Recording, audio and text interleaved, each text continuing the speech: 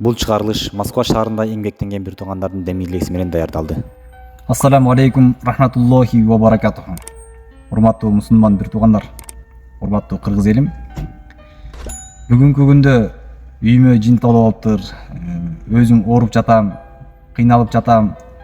Дем салдырыш керек эле, үйүмдү тазалатыш керек эле деген проблема менен алектенген бир туугандарды өтө көп кездештирип жатабыз.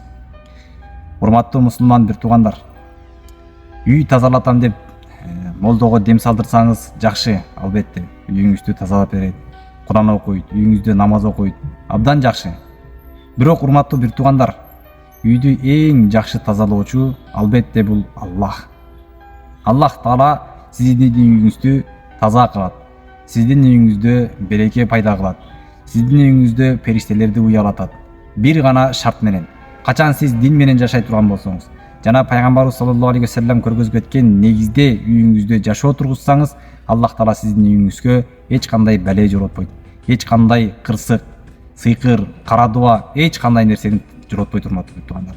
Анын үчүн сизден талап кылынган нерсе бул Куран жана сүннөт менен жашоо.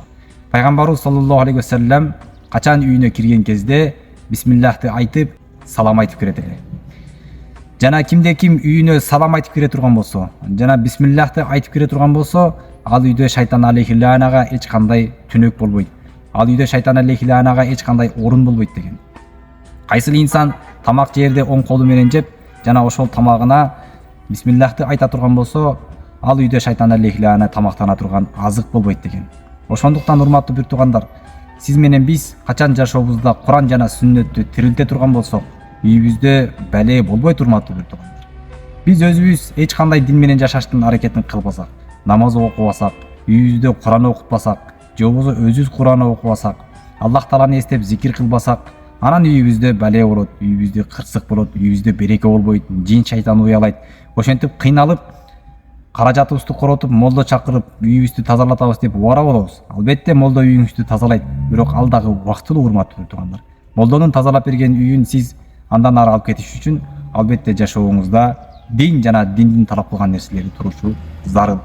Ошондуктан бактылуу жашооңуз үчүн динге умтулуш керек, дин менен жашаганга аракет кылыш керек. Аллах Таалам бардыгыбызды кырсык баледен алыс кылсын жана кыямат күнү бейишке кирүүгө насип кылсын. Ассаламу алейкум рахматуллахи ва баракатуху.